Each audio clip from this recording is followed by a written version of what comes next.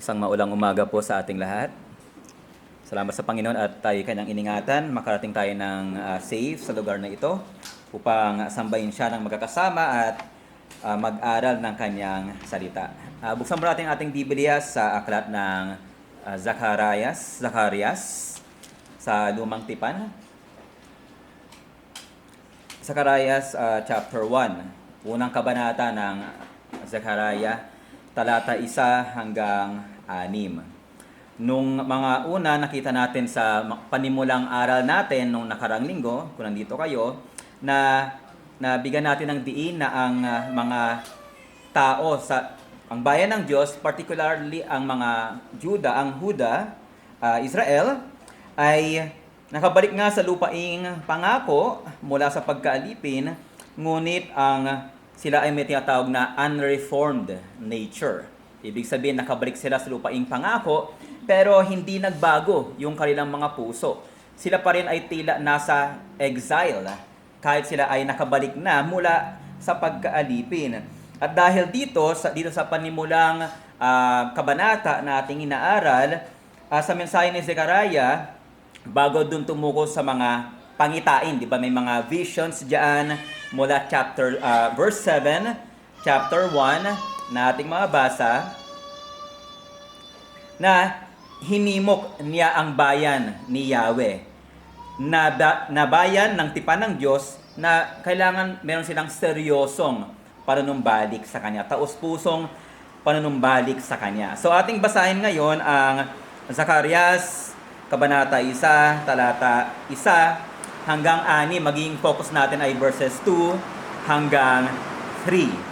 Ito ang di nagkakamali at walang pagkakamaling salita ng Diyos sa salin ng ang bagong ang Biblia. Nang ikalawang buwan ng ikawalong taon ni Dario, ikalawang taon ni Dario, dumating ang salita ng Panginoon kay Zacarias na propeta, anak ni Berechias, anak ni Ido, na sinasabi, ang Panginoon ay galit na galit sa inyong mga ninuno. Kaya sabihin mo sa kanila, ganito lang ang sabi ng Panginoon ng mga hukbo, manumbalik kayo sa Kanya, sabi ng Panginoon ng mga hukbo, at ako'y manunumbalik sa inyo, sabi ng Panginoon ng mga hukbo. Huwag kayong maging gaya ng inyong mga ninuno na sa kanila ay sinabi ng mga unang propeta, ganito ang sabi ng Panginoon ng mga hukbo, manumbalik kayo mula sa inyong masamang lakad at sa inyong masamang gawa. Ngunit, hindi nila ako pinakinggan o pinansin man, sabi ng Panginoon. Ang inyong mga minuno, nasaan sila? Ang mga propeta, nabubuhay ba sila magpakailanman?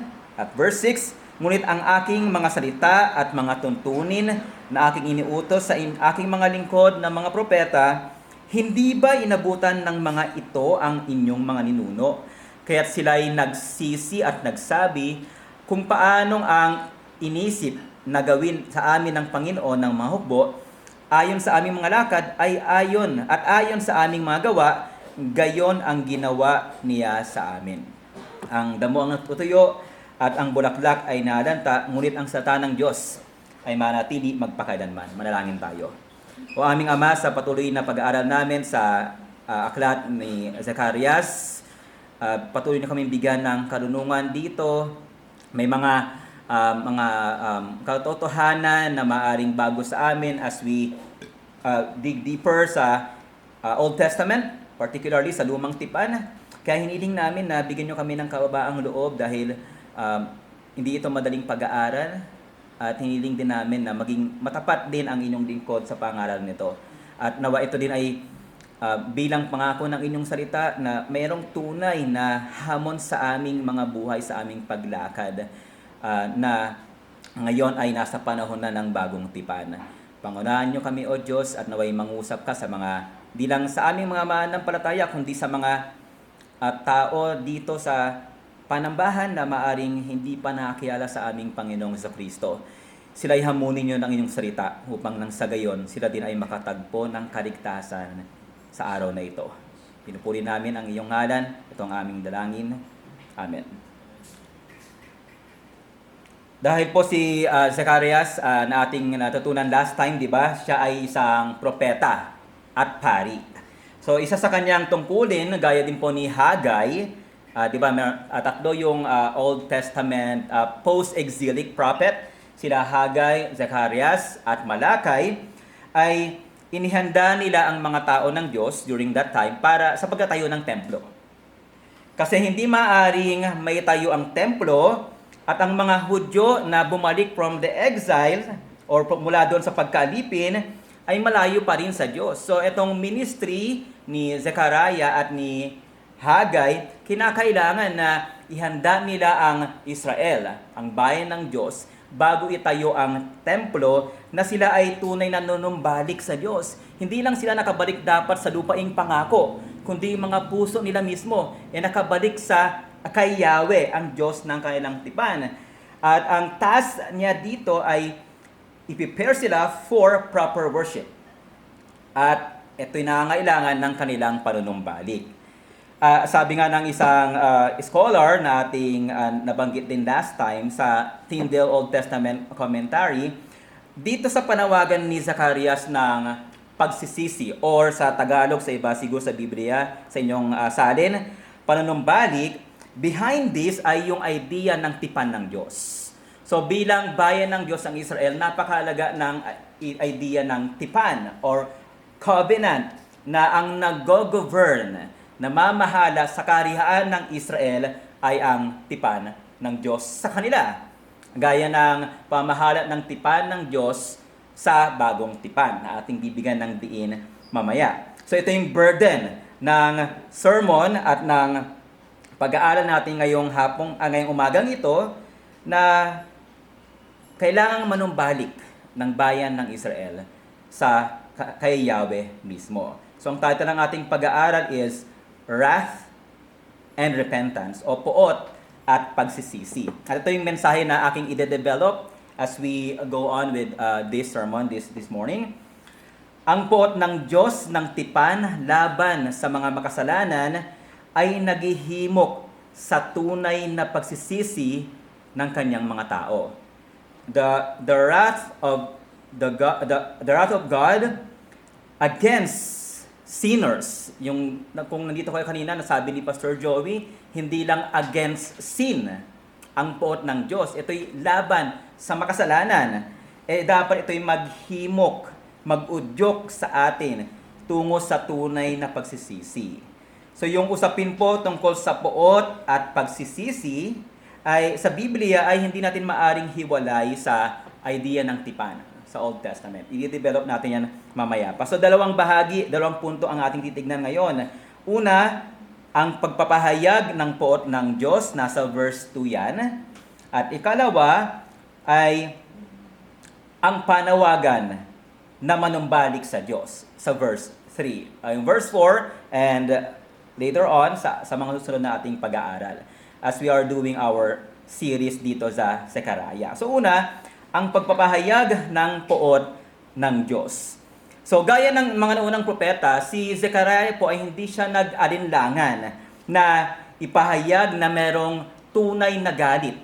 May tunay na puot si Yahweh laban sa kanyang bayan. Kung tandaan nyo sa aklat ng Nahum, nakita natin doon, di ba? Ito yung sinabi, Nahum 1 verse 2. Ang Panginoon ay mapanibughuin at naghihiganting Diyos. Ang Panginoon ay naghihiganti at puno ng puot. Ang Panginoon ay naghihiganti sa kanyang mga kaaway at siya'y naglalaan ng puot sa kanyang mga kaaway. So gaya ng mga naunang propeta, ganun din si Zechariah. Siya ay nagpahayag ng katotohanan na ang Diyos ay mayroong galit. At ang term nga dito, di ba, pag binasa nyo, galit na galit talaga, di ba, sa Tagalog, ang Panginoon ay galit na galit sa inyong mga ninuno. Tingnan ko na yung pagkakaiba ng galit at puot pala, may stages yan, no, sa wikang Tagalog. Yung galit, ito yung parang pinakapayak daw, pinakaunang antas ng damdamin, na yung parang hindi pagkagusto o kaya pagkayamot. Then susundan nun, pagkamuhi. Ito na daw yung mas malalim kaysa sa galit, nagpapakita ka ng matinding pagkasuklam, kung sino man yan. And then yung puot sa Tagalog, Mas matindi pa ito daw kaysa sa muhi at nagpapahiwatig ng matinding galit na may kasamang hangaring makaganti. So, kaya titignan natin mamaya na yung puot ng Diyos, it is yung justice ng Panginoon. Paghiganti niya laban sa kanyang mga kaaway. Yung ikaapat, according sa na-research ko, ngit-ngit naman daw. Hindi ako familiar doon, pero ito daw yung pinakamalalim at pinakamatinding anyo. At alam ko, mababasa mo sa Old Testament na yung nagngingit-ngit sa galit ang Diyos.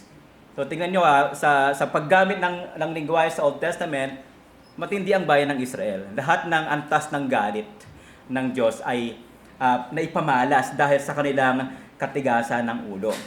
So itong puot ni Yahweh sa ating teksto, kung binasa sa verse 2, yung sinabi na galit sa inyong mga ninuno. Pareho sa Hebrew, pareho po itong pangalan, noun, at pandiwa, verb, kung saan nakasandwich siya sa Hebrew yung word na galit sa unahan ng verse 2 at nasa dulo din yun. So parang pinagitnaan nung salitang ito, yung katotohanan sa verse 2 para ipakita yung bagsik ng galit ng Diyos laban sa kanyang bayan. Kaya sa ibang mga salin, if you have Nasby, God was very angry.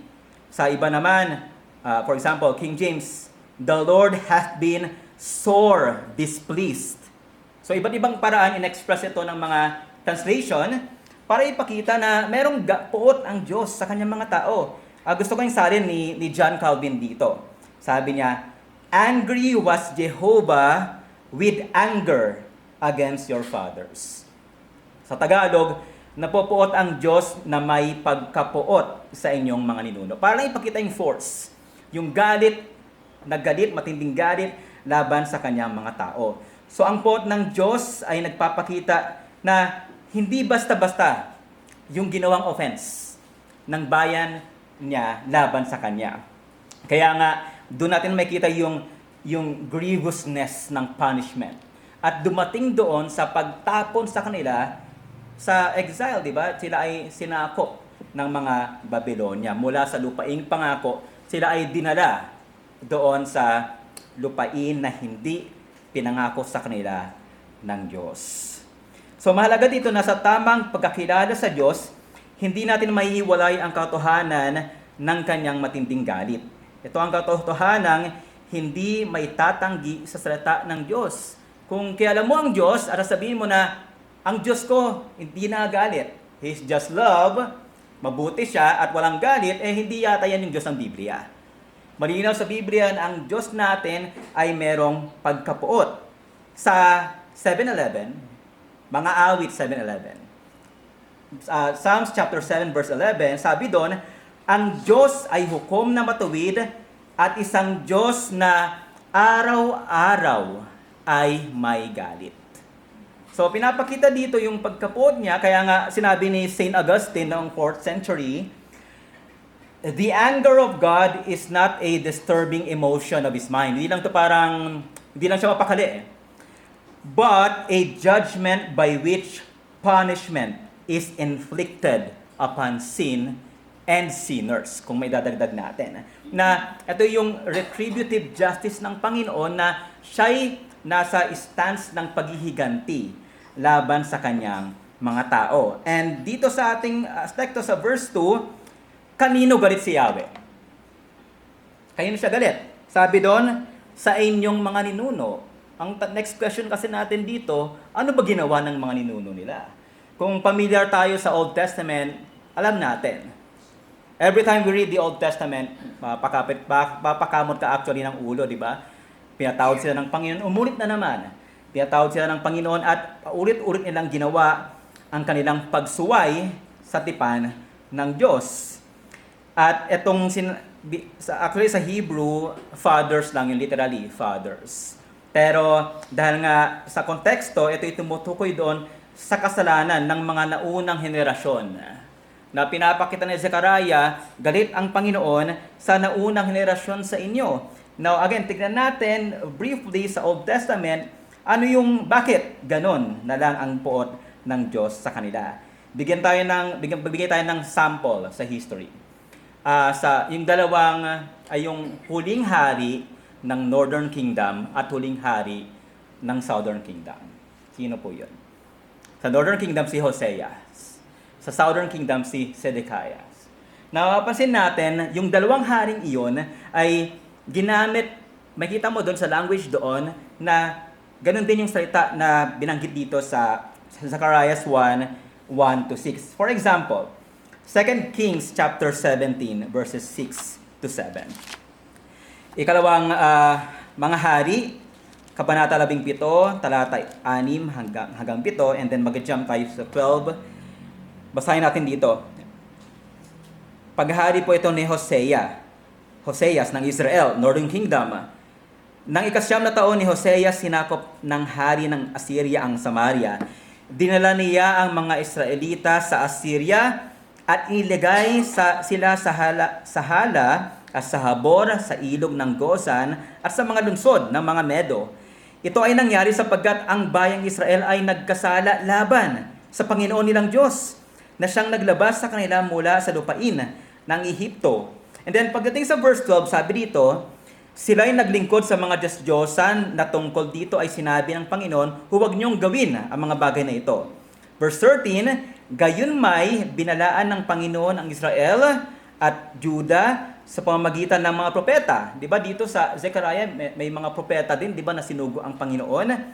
At pagdating sa verse 14, sabi din, ngunit ayaw nilang makinig, kundi pinatigas ang kanilang ulo na gaya ng kanilang mga ninuno na hindi sumampalataya sa Panginoon. At pagdating sa verse 17, sabi dito, kanilang pinaraan sa apoy ang kanilang mga anak na lalaki at babae at gumamit ng panghuhula at pangkukulam at ipinagbili ang kanilang sarili upang gumawa ng masama sa paningin ng Panginoon na siyang ikinagalit niya. At verse 18, kaya't ang Panginoon, take note of the word, ang Panginoon ay galit na galit sa Israel at inalis sila sa kanyang paningin. Walang naiwan maliban sa lipi ni Judah lamang. So ito yung Northern Kingdom, di ba? Una silang na-exile, 722 BC. Now, about 200 years, sumunod naman ang Southern Kingdom. Pinatapon din sila ng Diyos. Makikita mo yan, for example, sa 2 Kings 24, 18-20. 2 Kings 24, 18-20. Ganito naman ang pagkasabi. Kay Sedekias naman ito. Si Sedekias ay 21 taon nang magsimulang maghari at siya ay naghari sa loob ng 11 taon sa Jerusalem. Ang pangalan ng kanyang ina ay Hamutal, na anak ni Jeremias na taga-Libna. Siya ay gumawa ng kasamaan sa paningin ng Panginoon ayon sa lahat ng ginawa ni Jehoiakim. Verse 20, sapagkat dahil sa galit ng Panginoon ay nangyari sa Jerusalem at sa Juda na sila ay kanyang itinaboy sa kanyang harapan. At si Sedekias ay naghimagsik sa hari ng Babylonia. So itong nahating kaharian ng Israel sa Northern and Southern Kingdom, pareha sila ay nakatanggap ng galit ng Diyos. Kailang naranasan ang puot ng Diyos. Bakit? Dahil sa kailang pagtalikod sa Diyos mismo. So Sedekias, sinasabihan niya ang mga nakabalik mula sa pagkaalipin na naranasan na ng inyong mga ninuno ang puot ng Diyos. Kaya sa verse 3, doon huhugot si Zechariah na kung na-experience nila ang galit ng Diyos, ito ang panawagan sa inyo ngayon. Manumbalik kayo kay Yahweh. At sa Deuteronomy, medyo push pa tayo sa past. Deuteronomy 22:28 ay makita mo doon na kasi pag tinanong ng mga anak ninyo, bakit nagpadala ng salot ang Diyos laban sa bayan ng Israel? At bakit sila ay binunot ng Panginoon mula sa lupain ng pangako at sila ay tinaboy sa ibang lupain? Deuteronomy pa ito, hindi pa nangyari yung kwento ng mga hari. Sabi sa verse 25 ng Deuteronomy 29, kaya't sinabi ng mga tao, sapagkat kanilang tinalikuran ang tipan ng Panginoon, ang Diyos ng kanilang mga ninuno na kanyang ginawa sa kanila nang kanyang ilabas sila sa lupain ng Ehipto. At doon ipinahayag na prophesy na mangyari ang pagtapon sa kanila sa lupaing pangako. Kaya nga yung isang quoted passage na Deuteronomy 29:29, the secret things belongs to the Lord. Ito yung konteksto noon, na hindi pa nangyayari yung pagkatapon sa kanila sa Babylonia, na ipahayag na nung una pa. At sabi ng Panginoon, pag tinanong ng mga anak nyo, bakit nangyari ito? Sasagot daw nila, dahil tinalikuran nila ang tipan ng Panginoon. Sila'y sumuway mismo. So parang isipin nyo, no? Nung panahon nila sa Deuteronomy, hindi pa nangyayari yun yung exile. Pero binalita na ng Panginoon. So alam nila na mangyayari ito. Pero anong nangyari? Nakita natin sa 1 Kings, 2 Kings, Chronicles na paulit-ulit, bawat hari ay sumuway sa Panginoon. May ilan lang exception. By the way, ang Northern Kingdom, walang kahit isa sa kanila na mabuti hari. Lahat sila ay sumuway sa Panginoon. Expound natin yan mamaya, yung tipan. So, dito sa pagpapahayag nitong mabuti, banal, at matinding galit ni Yahweh sa kanilang mga ninuno, pinapakita nito ang tindi ng kasalanan ng kanilang mga ninuno. Na kailangan sabihin ni Zacarias, ito yung galit ng Diyos. Bakit? Kasi ito yung ninuno nyo Hindi sila mabuti, sila ay sumuway sa tipan ng Diyos, sila ay tumalikod sa Diyos. Kaya nga ang pagpapahayag ng puot ng Diyos ay pagpapamalas ng kanyang kabanalan at patunay ng kasamaan ng mga tao. Hanggang sa New Testament, kapag binasa mo yung Romans chapter 1 verse 18, sinabi doon, the wrath of God is revealed from heaven against the ungodliness and unrighteousness of men who suppress the truth in unrighteousness. Kasi ganun ang katalamak, ang kasamaan ng mga tao. Tumingin ka lang sa social media. Isa ngayon siguro sa sinusubaybayan ko yung mga abolitionists sa US na kung saan nakikipagtalakayan sila sa mga pro-choice at merong mga pro-life. Yung mga pro-choice sa US, sa Pilipinas siguro meron dito, na sila yung na okay sa kanila yung abortion kasi kailangan daw may kakayanan na pumili ang mga nanay na ipalaglag yung bata. And pro-life na pinagtitibay natin, mga Kristiyano, na life begins at conception. Na hindi lang clump of cells yung nasa sa pupunan. Pero marami doon na, ibig sabihin yung murder ng mga sanggol, talamak. Ganun katalamak ang kasalanan. Hindi alam ko, hindi lang sa US, kundi maging dito rin sa Pilipinas. Hindi lang siguro ganun na highlight. So, dito may kita natin at meron tayong Biblia na walang makapagsabi na hindi natin alam ang puot ng Diyos. Na hindi natin alam na ang Diyos ay may galit sa kasalanan. Kaya ikaw ngayon dito na nakakarinig ng mensaheng ito na ang Diyos ay may tunay na galit na maaring naranasan ng magulang mo o kaya ng mga ninuno na nilagpasan na natin, ay seryosohin mo ang katotohanan ito na malinaw na naipahayag sa Biblia at naranasan ng mga nauna sa atin. Naranasan nila ang puot ng Diyos. Kaibigan, nawa hindi mo na madanasan o maranasan ang puot ng Diyos dahil sa katigasan ng iyong puso. Ito'y nawa magdulot sa iyo na tumawag sa Kanya. Dahil sa ating ikalawang punto, kung ang Diyos ay may matinding galit laban sa kasalanan at sa makasalanan, ano dapat ang narapat na tugon dito? Siguro siguro mga bata pa kami. Ewan ko lang ngayon karaniwang tugon sa tuwing galit ang isang tao, kaya galit ang ating nanay. Di ba?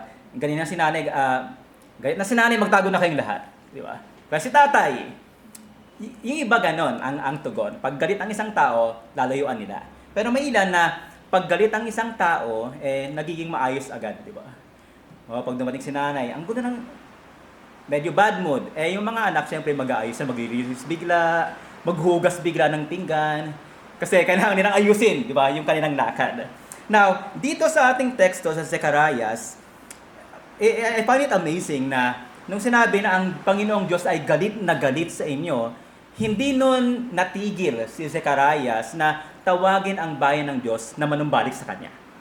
Di ba? Ibig sabihin, yung ating mensahe kanina na yung puot ng Diyos, ito ay maghihimok sa atin na manumbalik kay Yahweh. Hindi dapat tayo tinataboy ng katotohanan ito papalayo sa Diyos na sasabihin natin na, ay, ang Diyos nyo ng Biblia ay may puot at galit, ayoko na dyan. Hindi dapat, ibig sabihin, dapat ito yung magdulot ng matinding takot sa ating mga puso na kung ang Diyos ay hindi pabor sa iyo o kaya ikaw ay wala sa biyaya ng Diyos, tiyak na merong puot na babagsak sa iyong ulo. So ito yung kalawang punto natin.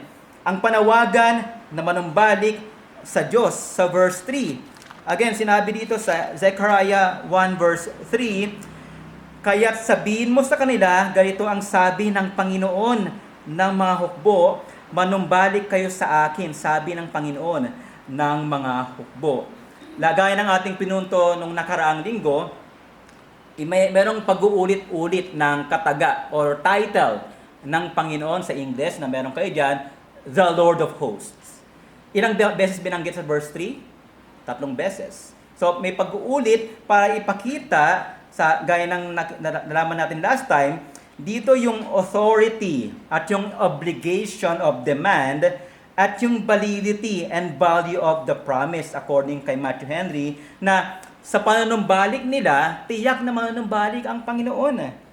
At sinabi pa ng isang commentator, ito'y tumutukoy sa invincible might behind the Lord's command. At sinabi sa ating teksto, manumbalik kayo sa akin. Return to me, aking bayan, ang sabi ng Panginoon. So ang bayan ni Yahweh na nakasaksi ng kanyang puot ay tinawag ni Zechariah na manumbalik pa rin sa kanya. Hindi sila pumunta sa ibang Diyos-Diyosan, kundi bumalik mismo kay Yahweh na kanilang nakita na napuot sa kanilang mga ninuno. At dito makita natin na wala silang ibang pupuntahan. So hindi optional, hindi nagbibigay si Zechariah ng option sa kanila. Okay, kung gusto nyong bumalik sa Diyos, it's up to you. Hindi ganon. Ito'y merong command from the Lord na they must return to Yahweh. Take note of the word, no? Kaya't sabihin mo sa kanila, ganito ang sabi ng Panginoon. Hindi ito sa salita ni Zechariah lamang. Ito'y pag-uutos mula kay Yahweh na salita ng Panginoon na sabihin niya sa bayan ng Israel. Si Yahweh mismo ang nagsasalita na sila'y manumbalik sa Kanya. So ang autoridad ni Yahweh ang basihan at ito'y humihingi ng agarang pagtugon na manumbalik kay Yahweh. Hindi na pwedeng itong pagpaliban. Diba gaya ng sinabi ko kanina, diba, kailangan ng Diyos ng isang bayan na taos-pusong bumabalik sa Kanya bago itayo yung templo na ipinangako sa kanila. At ito'y, gaya ng binanggit ko rin kanina, ito'y panunumbalik na may kinalaman sa tipan nila. Kaya nga sa mga scholars, iba-iba yung tawag nila dito. Merong tumatawag na covenantal reciprocity o kaya naman covenantal repentance. Ito yung panunumbalik ay yung pag-shift ng kanilang loyalty.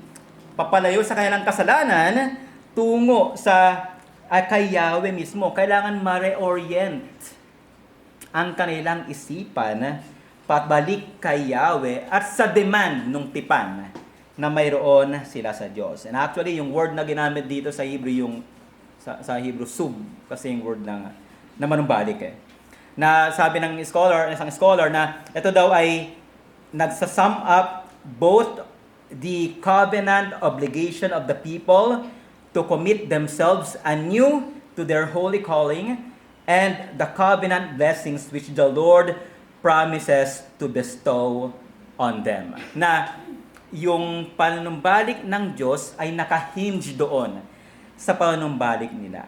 Kaya observe natin, di ba, na tila kondisyonal, may kondisyon yung pagbalik ng Panginoon. 'Di ba? Sa verse 3, manumbalik kayo sa akin, sabi ng Panginoon, ng mga hukbo, at ako'y manunumbalik sa inyo, sabi ng Panginoon ng mga hukbo. Mabasa mo rin ito sa aklat ni Malakay, chapter 3, verse 7, na ang panunumbalik ni Yahweh ay nakakondisyon doon sa panunumbalik ng kanyang mga tao sa kanya. Ito yung uri ng tipan na meron sa lumang tipan. Hindi ko, pag sinabi kong lumang tipan, hindi po ito yung lumang tipan ng Biblia, kundi ito yung Old Covenant ng Panginoon sa kanyang bayan na Israel, na nakakondisyon doon sa panunumbalik nila para sila ipagpalain ng Diyos. Kaya mahalagang tanong sa atin dito, ano bang tipan ang meron sila? Ano bang tipan, uri ng tipan ang mayroon ang bayan ng Israel sa Diyos, sa kay Yahweh mismo?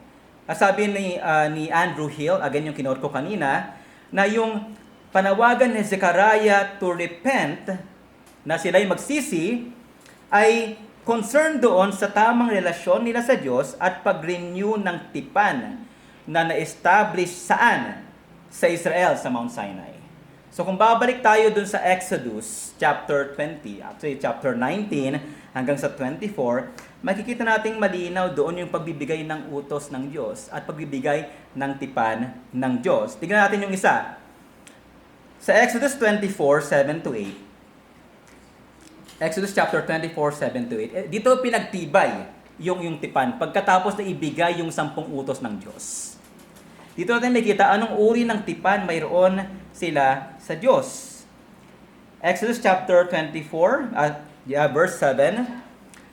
Kanyang kinuha ang aklat ng tipan, binasa sa pandinig ng bayan at kanilang sinabi, lahat ng sinabi ng Panginoon ay aming gagawin at kami ay magiging masunurin. Paulit-ulit yan. Pag minasa nyo Exodus 19 and then Exodus 34, makita nyo na dito sa pagpapatibay ng tipan, winisik yung dugo ng hayop na kinatay. At sinabi, ito ang dugo ng tipan. Yun yung tipan sa kanila, sa ng Panginoon sa kanila, sa bayan ng Israel. So dito makita natin na dahil nakasalalay sa pagsunod ng bayang Israel, ang lumang tipan, itong Old Covenant, ang hindi nila panunumbalik ay tatanggap ng sumpa at galit ng Diyos ayon din sa sinabi sa lumang tipan na mabasa mo sa Deuteronomy, Exodus, and Leviticus. Pinakamalinaw sa Deuteronomy na binanggit yung mga blessings and curses ng tipan. At ang panunumbalik nila ay magdudulot ng panunumbalik ni Yahweh bilang Diyos ng tipan. So dito, makikita natin yung difference ng Old Covenant at ng New Covenant. Na kung saan, mabiyaya ang lumang tipan. Bakit? Sa history ng Israel, pwede na sila sanang tinupok ng Diyos. Isang snap lang, namatay silang lahat. At the moment na kailang sinira, dinisobey, tinalikuran ang tipan. At alam natin, ito'y nasira nga. At kahit makabalik sila, sa history, di ba, inuna ko yung Malakay a month ago, nakabalik sila sa lupaing pangako na itayo ang templo after 80 years. Pag binasa mo yung Malakay, anong mabasa mo? Mga taong reklamador pa rin. Mga taong tumalikod kay Yahweh. So makikita natin na yung lumang tipan, pagpapakita noon ng biyaya ng Panginoon, at pagpapakita din yun na yung panunumbalik ay hindi kayang gawin ng bayan ng Israel.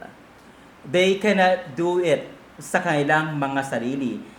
Kahit paulit-ulit na manumbalik at tumalikod ang bayan ng Israel kay Yahweh, dito natin makikita yung biyaya na dahil sa pangako na ipinahayag noong una pa man, iningatan pa rin ng Diyos ang lahi ng Israel hanggang sa pagdating ng Messiah. Old Testament, ito ay anino. Ang New Testament, ito ay ang katawan.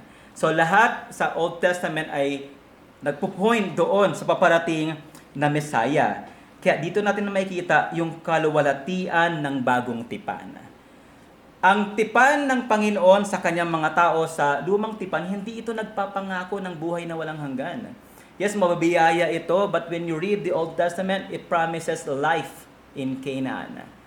Pero dahil doon, ito'y nagpo-point doon sa pangako ng bagong tipan na hindi na-break nila yung tipan na iyon sa Old Covenant, pero sa bagong tipan, ito'y tipan na tutuparin ng Diyos at iba sa lumang tipan. Malinaw ito sa Jeremiah 31 verses 31 to 32.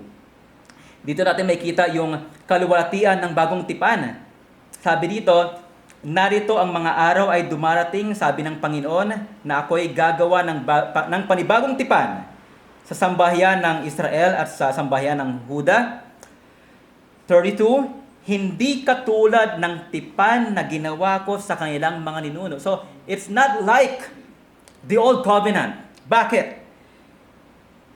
Nang kunin ko sila sa pamagitan ng kamay upang ilabas sila sa lupain ng Ehipto, ang aking tipan na kailang sinira, yung Old Covenant, it's breakable, it was broken, hindi nila nakamtam yung pangako nito. Bagaman ako'y asawa sa kanila, sabi ng Panginoon. At pag binasa mo sa Hebrews 8 and 10:6, ang pangako ng bagong tipan ay hindi katulad ng lumang tipan. Kasi ang bagong tipan ay nagpangako ng kapatawaran, ng pagbabago na hindi na ibigay ng lumang tipan. So nabigo ang mga tao ng Diyos na tuparin ang kondisyon ng tipan ng Diyos sa kanila na manumbalik ng buong puso. Again, Old Testament, we are not saying na puro batas lang doon. Nandun pa rin ang biyaya ng Diyos. Nag-umapaw na biyaya ng Diyos. Kasi kailangan silang i-preserve ng Panginoon hanggang sa dumating ang Mesaya na siyang tutupad ng hindi nila natupad. Ang Mesaya na siyang magdadala ng mga tao na tunay na nagsisisi at nanumbalik kay Yahweh. So mayroong pagpapala ang bagong tipan na hindi kayang ibigay ng lumang tipan. Dahil may naligtas pa rin sa Old Covenant. Hindi lahat ay nawasak. Kahit nabigo nila ang tipan ng Diyos, meron pa rin mga naligtas na tumingin doon sa promise, sa pangako ng tipan na darating. Kaya ito yung sabi ni Tom Hicks sa kanyang aklat na What is a Reformed Baptist? Old Covenant saints, therefore, were not saved by the Old Testament covenants with Israel, but by Christ and His work in the New Covenant, which is what God promised through the revelation of the Old Covenant. So yung lumang tipan, yung mga sacrifices na yun ay pinapakita na it can never take away sins. Pinagin ni Pastor Joey kanina, di ba? Merong mga nag-aalay, naghahandog sa lumang tipan. Masama sila, hindi sila masama dahil wicked ang kanilang pamumuhay, kundi dahil bakit? Ginagawa nila yung handog ng hindi tao sa puso. At dito sa panahon natin ngayon, maaring magawa natin iyon. Naghahandog tayo, sumasamba tayo sa Diyos. We are just going through the motion na tatayo, uupo, makikinig, makipagkamayan sa mga kapatiran, pero maaring malayo ang puso natin sa Diyos. Pero hindi ganoon ang hinihingi ng Diyos. Ang hinihingi ng Diyos ay taos-pusong panunumbalik ng kanyang mga tao. Kaya dito natin makikita yung tipan sa dugo ni Jesus. Tandaan nyo, di ba, sa Matthew 26:28 ay na-institute ang bagong tipan. Kung sa Old Covenant, yung tipan ay, ang dugo ng tipan, ito yung dugo ng mga hayop, ng mga baka. Sa New Testament, kaninong dugo nakasandig ang tipan? Hindi sa dugo ng hayop, kundi sa dugo ng nag-iisang Mesaya, ang ating Panginoong Hesukristo. Basahin natin sa Matthew 26, verse 28. Mula sa verse 26, basahin natin. Matthew 26 to 28. Habang sila'y kumakain ay dumampot si Jesus ng tinapay, binasbasan niya at pinagputol-putol at ibinigay sa mga alagad at sinabi, "Kumuha kayo, kainin ninyo. Ito ay aking katawan." At kinuha niya ang isang saro at nang makapagpasalamat ay ibinigay sa kanila na nagsasabi, uminom kayo ng lahat nito. 28. Sapagkat ito ang dugo ng tipan na binubuhos dahil sa mga marami sa ikapagpapatawad ng mga kasalanan. So, ang dugo ng bagong tipan ay nakasandig sa mas matibay na pangako dahil hindi ito nakasandig sa dugo ng mga hayop, mga baka, mga kambing, kundi sa dugo ng Panginoon mo. Kung ikaw ay mananampalataya sa dugo ng ating Panginoong Hesukristo. Kaya kung ikaw ay kaisa ni Jesus at tinanggap mo ang pagpapala ng bagong tipan, yes, totoo na araw-araw tayong maaring mahulog sa kasalanan, pero araw-araw din tayong tinatawag sa tunay na pagsisisi. At ang ganda ng bagong tipan, hindi lang tayo tinatawag sa pagsisisi. Ito din ay pagpapala sa bagong tipan. Alam natin bilang Reformed believers na ang repentance at faith ay hindi parang ginusto lang natin gawin. Ito ay kaloob ng Diyos. Ito ay regalo ng Diyos at pagpapala ng Diyos sa mga kaisa ni Jesus. Dahil bakit si Jesus ang tumupad ng tipan? Ang Old Covenant, kailangan nilang tuparin ng tipan pero na-break nila. Anong i-expect mo sa mga makasalanan? Pero si Jesus naganap at perpekto. Siya ang tumupad ng tipan para sa kanyang mga tao. Kung ikaw ay mananampalataya, para sa iyo, kapatid, para sa iyo, tinupad ni Jesus ang tipan. Binigay niya mismo ang kanyang dugo. Sabi doon, para sa ikaliligtas ng marami. So ang tipan ng pagsisisi na hinihingi na lumang tipan ay naglalarawan ng pangako ng bagong tipan. Kaya ang tunay na pagsisi ay imposible at hindi natin kayang gawin, pero ito ay magawa natin dahil sa biyaya na nakay Kristo. Kung ikaw ay binili ng dugo ni Jesus, anumang kasalanan mo, hindi mo na dadalhin ang pot ng Diyos dahil ito'y ibinuhos na sa ulo ng iyong manunubos. Anumang kabigatan, maaring suffering that we are experiencing, hindi yun pagpapamalas ng pot ng Diyos sa atin. Maaring the Father is displeased sa ating mga mananampalataya because we've sinned, pero yun ay gold pa rin upang tayo'y manumbalik sa Kanya at pagpalain niya at bigyan niya ng pagpapala ng panunumbalik sa Kanya. So bilang hamon sa atin, mga mananampalataya, nawa punuin mo ang puso mo ng pasasalamat dahil sa bagong tipan sa dugo ni Kristo. At ito ay hindi kailanman masira. You cannot break the covenant if you are in Christ. Kasi na-fulfill na ito ni Kristo.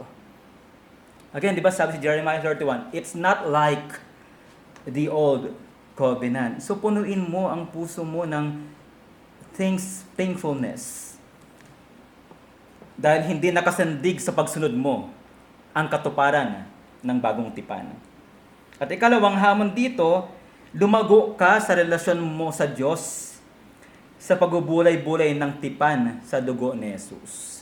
Diba? If you remember my first sermon here, nakapagpatuloy pa ako hanggang 17th sermon na ito na binanggit ko doon na bihira sa ating mga Kristiyano na sa ating pagbubulay-bulay ng kabutihan ng Diyos, yung pag-recall natin ng tipan. Madalas saan natin narinig? Sa Lord's Supper. This is the new covenant in my blood. Pero ang hamon sa bawat isa sa atin dito, pagbulayan natin. God is faithful. Bakit? Kasi dahil kay Kristo. Na tumupad ng tipan na hindi natin kayang gawin. Hindi ito gaya ng lumang tipan na hindi lahat ng bahagi nito ay nagsisi at anampalataya sa pangako ni Yahweh. Kaya nga, yung kaluwalhatian ng bagong tipan, kasi hindi lahat ng kasama sa lumang tipan ay naligtas. You can be a member of Sinaitic Covenant or the Old Covenant. pero hindi ka pa rin ligtas. Pero sa New Covenant, kung ikaw ay kaisa ni Kristo, ikaw ay tunay na tinubos ng dugo ni Jesus. At ito'y manatili dahil ito'y nakasandig sa dugo ng ating Mesaya. At ang dalangin ngayon, napatibay nito ang kahalagahan ng pagbubulay-bulay sa katotohanan ng tipan ng Diyos. At tayong mga mananampalataya, now, sana hindi tayo mag-conclude na, okay, ang repentance pala ay gift. So whenever I sin, I just wait na makatanggap ng repentance. No. Responsibility pa rin natin na magsisi sa ating mga kasalanan araw-araw. At ito'y mag-uudyok sa atin sa taos-pusong pagsisisi dahil alam natin na si Kristo, ang dugo ni Kristo ang nabuhos para sa ating kaligtasan. At kung ikaw ay marahil ay nanlalamig ngayon, nawa malumbalik ka sa Panginoon. Kung ikaw maaari ngayon ay namumuhay sa disobedience, maaari nandito ka, pero ang buhay mo throughout the week, nahulog ka sa kasalanan, iniyakan mo sa harapan ng Panginoon, bumalik ka sa Kanya. Dahil hindi Kanya itataboy. Kahit sa panahon ng kahirapan, napagbulayan mo ba ang tipan na ibinigay sa iyo ng Diyos sa pamamagitan ni Kristo? Pag hinahamon ka ng kalamigan, kasalanan, kasalatan, ang iyong pananampalataya ba ay na kay Kristo pa rin? Huwag mong kalimutan, kapatid, kundi manahan ka, pagyamanin mo at pagbulayan mo ang bagong tipan sa dugo ni Jesus. Now, sa mga kaibigan namin nandito, maaring sinasabi mo na isa kang mananampalataya. That you believe in Christ, that you love Christ. Mahal mo siya. At ikaw ay maaari kabahagi ng tipan kasi you cannot be saved if you are not part of the new covenant. Pero anong patunay nito kung hindi ka kabahagi ng iglesia? Anong patunay nito kung ikaw ay uma-attend ng isang iglesia ng matagal ng panahon pero hindi mo pa rin kinocommit ang iyong buhay sa paglilingkod sa Diyos kasama ang mga kapatiran? Merong isang nagsabi na kung ganito daw ang attitude ng mananampalataya na nagsasabing ako ay isang believer, follower ni Christ, pero hindi siya kabahagi ng iglesia, para ka daw ikinasal, you got married, pero hindi ka umuwi sa tahanan ng asawa mo. Kinasal ka, pero sa ibang bahay ka umuwi. Hindi ka umuwi sa tahanan niyo. So, ganun kabigat. If you are a professing believer, what stops you from standing for Christ? What stops you from committing your life na maging isang bahagi ng iglesia na sumasamba kay Yahweh? So, kung ikaw ay kaisa ni Jesus, sa magitan ng bagong tipan, hindi optional ang pagiging kabahagi ng lokal na iglesia. Hindi mo pwedeng sabihin na committed ka kay Kristo, pero wala kang commitment sa lokal na iglesia. At ito yung pinagayaman natin dito sa TRBCC. Kaya nagpapasalamat tayo dahil may mga nadadagdag ang Panginoon sa iglesia. Pero ikaw, kaibigan, kailan ka hakbang sa pagtitiwala sa Panginoon? Gusto kong magtapos dito sa quote ni Benjamin Keach na isa sa mga pumirma sa ating Baptist Confession noong 1689. Sabi niya, ang tipan ay nananatiling matibay. Ang sandigan nito ay tiyak. Ito ay itinatag mula sa walang hanggan sa pamamagitan ng walang hanggang gawa ng Diyos. Hindi ito mapawalang bisa, mapapalitan o mababago. Kung ikaw ay mananampalataya, kapatid, ang Diyos ay sa iyo. Si Kristo ay sa iyo. At ang pangako ng Diyos, ang katotohanan at katapatan ng Diyos ay tiyak na tutupad. Tutuparin niya ang lahat ng pagpapala ng tipan nito kasama ang pananampalataya at panunumbalik sa Diyos sa tuwing ikaw ay nalamig. Kapatid, ang Diyos ay sa iyo. Si Kristo ay sa iyo magpakailanman. Manalangin tayo. O Panginoon, salamat sa pag-aaral namin ng aklat ni Zacarias. Nawa na paalam nito ang aming mga puso dahil merong kang commitment to save us to the uttermost. Hanggang maaari sa aming kamatayan o kaya maaring sa muling pagbalik ng aming Panginoong Jesucristo. Dahil hindi nakasandig sa aming pagsunod ang pagpapala ng bagong tipan. Ito'y natupad na ni Jesus, aming manunubos. Kaya Panginoon, tulungan niyo kami na sa mga pagbubulay-bulay namin, contemplation namin ng iyong goodness, huwag nawa namin ito ihiwalay sa katotohanan na nabuhos ang dugo ng tipan para sa aming mga makasalanan. At sa mga kaibigan namin, maaring may ilan na walang pakialam sa mensaheng napakinggan, o kaya may mga kaibigan kami na umiibig sa inyo.